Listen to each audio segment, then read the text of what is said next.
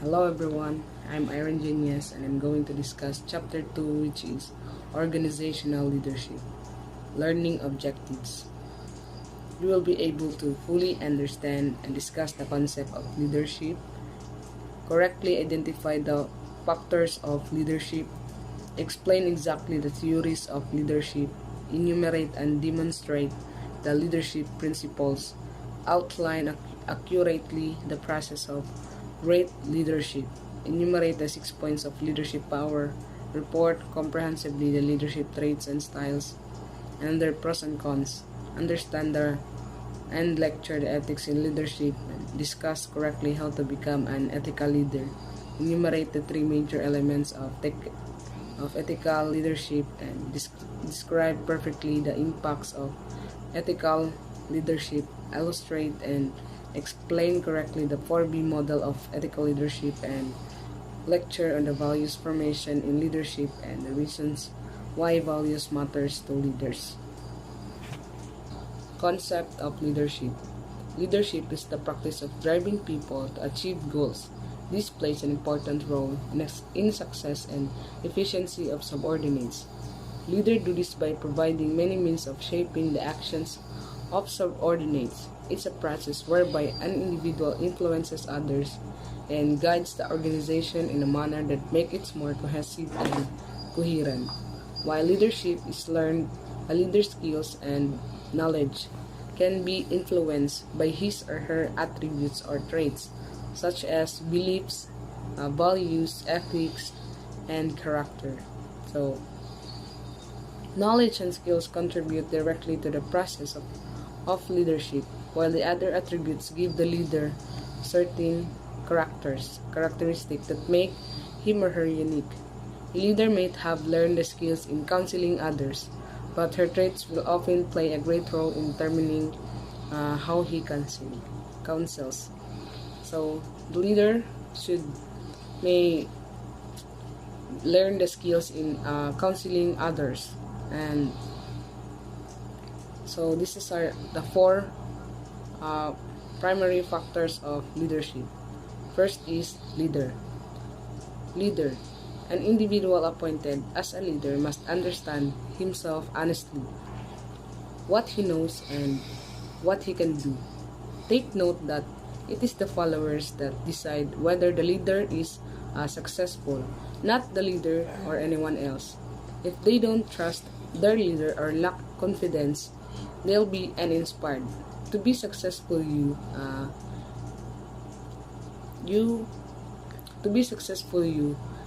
have to persuade your followers that you are worthy of being followed, not yourself or the superior. So, the leader should be successful to persuade the followers and to being worth of being followed. So take note, guys, the follower should also the follower is decide whether the leader is successful, not the leader or anyone else. So next is the followers. Different people expect different leadership styles. A newly employed deserves more supervision than an accomplished subordinate does. An individual without motivation needs a different approach than one with a high motivation level. You have to know your people as a leader. The basic starting point is to have a clear understanding of human nature, such as needs, feelings, and motivation. You have to come to learn to know and do qualities of your people. So next is communication. Being a leader, you lead by bidirectional communication. A great deal of that is nonverbal. For example, when you set an example that shows your people, you wouldn't ask them to do something you wouldn't want to do. What and how you interact either strengthens or destroys your relationship with your followers. So it is important to have a communication with each other, with you as a leader, and communication to your followers. Important to interact with each other. So next is situation. Every situation is different. Everything you do is in one situation isn't automatically going to work in another. You have to use your decoration to determine the best course of action and the styles of leadership needed for each situation. You may need to face a subordinate for inappropriate behavior. For example, but if the confrontation is too late or too early, too harsh or too mild, then the outcomes may prove ineffective. Take note also that the disorder typically affects a leader's actions more than its characteristics. This because while traits can be impressively stable over period of time, they have little consistency in situation. So every situation is lahi-lahi or different. So in every situation, kailangan din na siya og communication para makuha ang goals sa inyong organization. So theories of leadership. The theories below explain how people turn themselves into leaders. The first two demonstrate to a small number of people the nature of leadership, while the third is the dominant theory today. So first is the trait theory. Trait theory, some personality traits may lead people naturally into leadership roles. So the trait theory is, it suggested that some personality traits may lead people naturally into leadership roles. So next is great events theory. A crisis or important event can cause a person to arise to the occasion, putting forth extraordinary qualities or leadership in an ordinary person. So the great events theory, it suggests that a crisis or important event may cause a person to rise to the occasion of leadership, and such great events bring out extraordinary leadership qualities in an ordinary person. This is a subset of a trait theory. So next is transformational or process leadership theory. Today, it is the widely accepted theory. People can for leadership. People can learn the ability to take leadership. So, the transformational leadership theory teaches that people can choose to become leaders. People can learn leadership skills, and this is the most widely accepted theory today. The leader and its roles. A leader sets the company or organization a specific vision, motivates employees, guides workers through the cycles of work, and creates morale. They're made good leaders, not born. You will become a successful leader if you have the will and the willpower. Good leaders grow through a cycle of self-study, education, training, and experience that never ends. There are many things you have to be, learn, and to do inspire your workers or subordinates into higher levels of teamwork. These also do not come easily but are gained through ongoing research and study. Good leaders work and study constantly to develop their leadership skills. They do not rely on their past achievements. So, the rules of the leader is to set the company or the organization, and they have a vision that motivates every employees. It guides, the leader should guide workers and create morale. So You will become a successful leader if you have the will and the willpower. And they have some training and experience that all. So, boss or leader. Although your role is as a manager or supervisor gives you the authority to accomplish certain tasks and objectives within the organization, assigned leadership, this power does not make you a leader. It simply makes you a boss. Leadership differs in that it makes the followers want to achieve high goals. Emerging leadership, rather than simply ordering people around. Thus, by your position, you get assigned leadership and you display emergent leadership by influencing people to do great things. Total leadership. People want feedback from those leaders they respect and who have a good sense of direction. They must be ethical in order to gain respect. This provides a sense of direction by conveying a clear vision of the future. When people decide to value you as a leader, they don't think of your qualities, but rather watch what you're doing so they can assess who you really are. They use the insight to say if you are an upright or entrance-worthy leader or a self-serving individual who exploits power to look good and get promoted. Self-serving leadership are not effective because their employees only obey them, not follow them. So they succeed in many areas and because they present a good image to their superiors, but at the expense of their workers, honorable character, and selfish service to your organization is good leadership.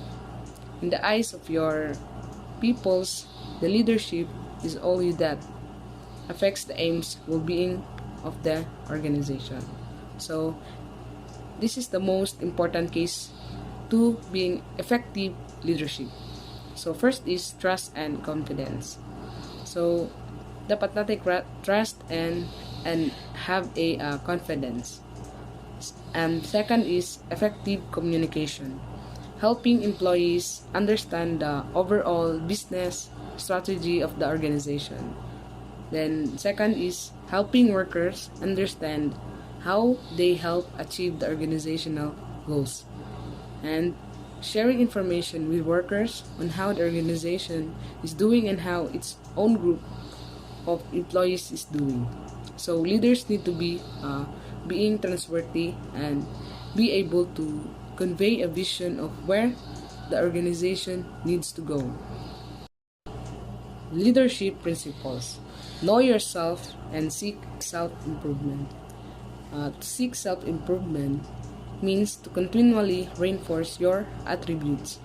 This can be done by self-study, formal classes, reflection, and interaction with others. So, in knowing self and seeking self-improvement, leaders should evaluate themselves and by using the leadership traits and determine their strengths and weaknesses. So they have to understand their be, know, and do attributes. Then they must work to improve their weaknesses and utilize their strengths. And by knowing themselves and their experience and knowledge of group behavior, they can determine the best way to deal with any given situation. So the strong, hard stand may be most successful with some leaders and in certain circumstances. However, the big brother approach may work better in other situations. In many ways, leaders would also improve their own selves, and leaders could ask the colleagues and superiors for an honest appraisal of their ability to lead. So that will help them to identify their strengths and weaknesses. To Tactical and technical skills can be learned from on-the-job training seminar and self-directing learning efforts, as mentioned above. So, the third is seek responsibility and take responsibility for your action. So, the leader must look for ways to drive the organization to new heights and look aggressively for demanding tasks and must use initiative and sound judgment when attempting to perform jobs which are not needed by grade, and not blame someone as they often prefer to do sooner or later. And when things go wrong, so they will look at the situation, take corrective measures, and move on the next challenge. So seeking responsibilities also means that leaders should be held responsible for their actions and are responsible for the result of the acts of their subordinates. Regardless of their subordinates' actions, they are held responsible for the decision of their execution, and they must issue all directions in their own name and must stick to their beliefs and do what they believe to be right, but accept justified and constructive criticism, must now withdraw or demote for a failure that is the result of their own mistake. So, the fourth is make sound and timely decision. So, this principle suggests that leaders must use good problem solving, decision making, and planning tools.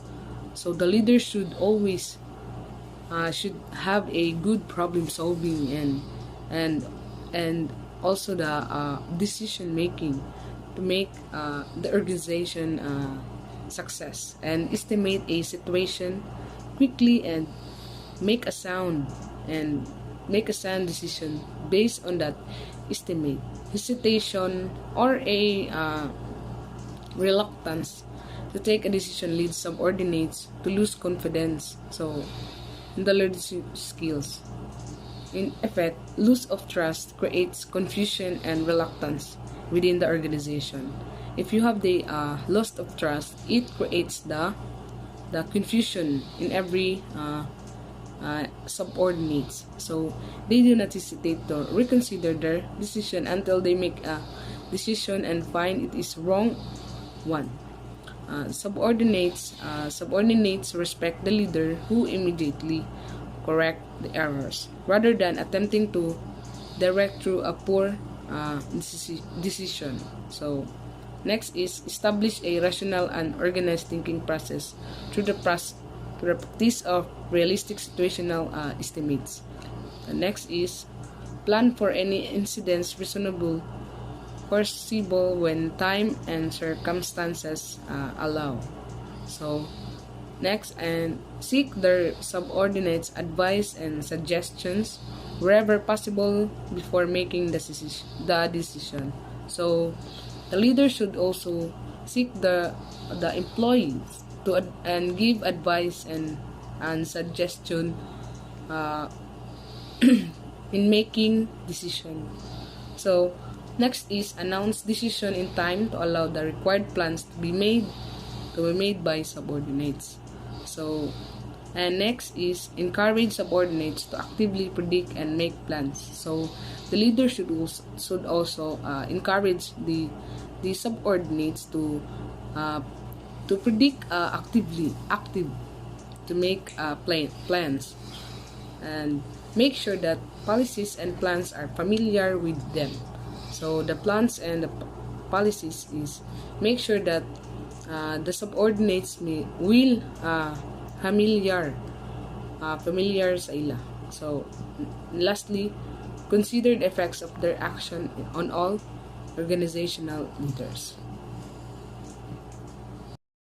Fifth is set the example. So according to Mahatma Gandhi, we must become the change we want to see. So the leaders of the organization must be a good role model for their employees.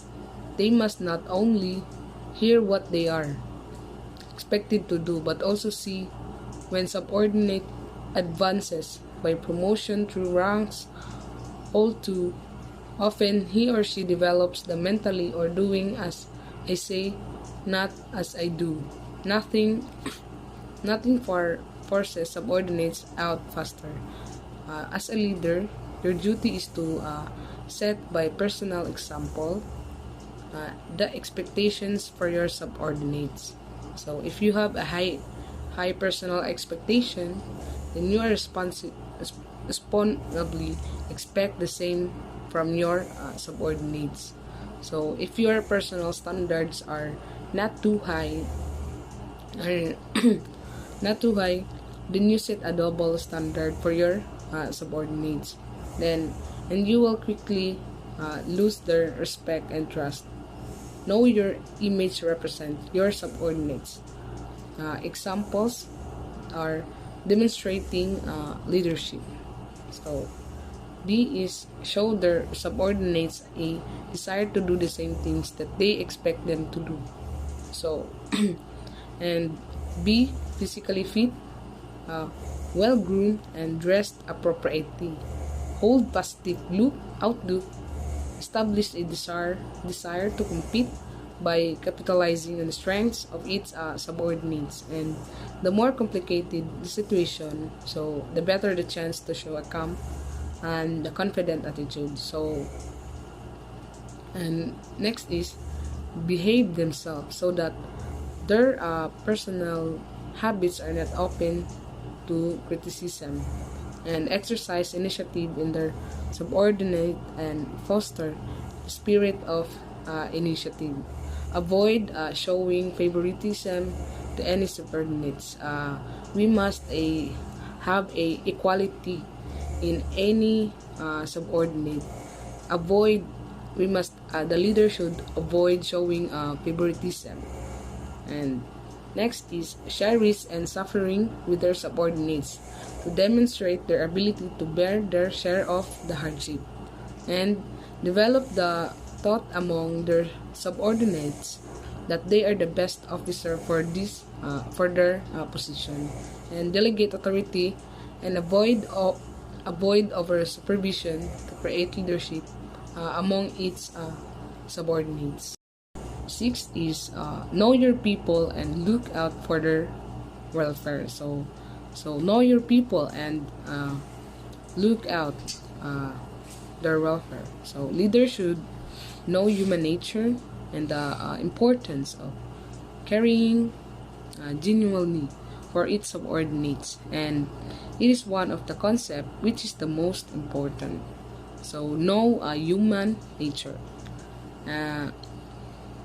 Know, and next is know their subordinates and their responses to different situations. The knowledge could save lives.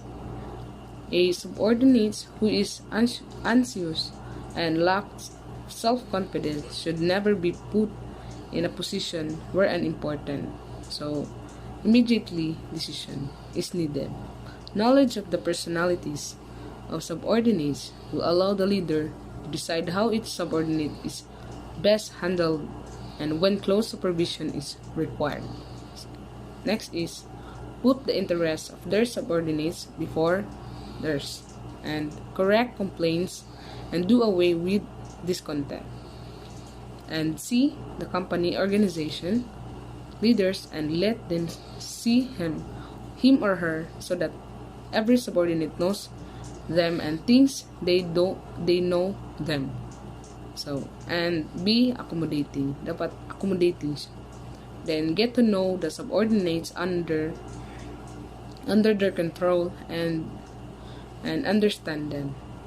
Then let them see that they are ready to be completely prepared to perform any role that they can be assigned. So it is important to be completely prepared to perform any acts or any role so they assign. So, and be concerned themselves with organizational leaders' living condition, and help their workers get the appropriate help from the personal resources that are available, and protect the well-being of their subordinates by strong hygiene and sanitation supervision. So, and determine what the mental disposition of their subordinates is, and maintain communication with their thoughts, and ensure bonuses are allocated equally and equitably. Encourage customized development. Provide ample time for leisure, and focus on participation, and share their subordinates' struggles so that they can understand their actions better. So, 7 is keep your subordinates informed. So, to promote efficiency and morale, a leader should inform the subordinates and of all happening in his organization, so that the subordinates know what happened and give reasons why things should be done. So this is done when time and well-being permit. Of course, informing the colleagues about the situation makes them feel a part of the team. So smart subordinates perform better and can carry on without your personal oversight if they are aware of the situation, in any situation. So know how to communicate with superiors and other key people as well as with them. So the key to providing information is to ensure that subordinates have enough information to intelligently do their job and encourage their commitment, passions, and loyalty. So informing the subordinates is they feel if you have to inform of what happened in the organization, the subordinates feel a part, is they feel a part of the team. So next is explain whenever possible why they have to do the activities and how they plan to do them. Then assure themselves through regular inspections that immediately subordinates pass of the information necessary, and be alert to detect the spread of rumors. Stop rumors by replacing them with the truth. Create morale and spirit the corps by publishing knowledge about the unit's achievements, and keep their subordinates aware of existing legislation and regulation concerning their salaries, promotions, rights, and other than confidential matters. Next is develop a sense of responsibility in your subordinates. So the leader should help develop good character and qualities that will assist them in carrying out their professional duties. And another way to show is that your colleagues that you are involved in their well-being is to provide them with the opportunity to develop their careers, and assigning tasks and delegating the authority to carry out tasks fosters mutual trust and respect, and between the leaders and subordinate we have to be respect with each other, the leaders and subordinates. And it also helps the subordinates to exercise responsibility and give full cooperation in the execution of it, and operate through the chain of command. Provide clear through provoking directions. Speak what to do to your superiors, and not how to. Hold them accountable for the outcomes, even if ultimate responsibility remain yours, and delegate sufficient authority to enable them to carry out tasks, though, and provide regular opportunities for your subordinates and to perform duties usually performed by the next higher ranks, and be quick to acknowledge the achievement of your subordinates when they show initiative and creative. So acknowledge the every subordinates to give this to show their initiatives and creativity, and avoid public criticism or condemnation. Give free advice and assistance when the subordinates need it, and assign subordinates to roles according to demonstrate or potential capability. Then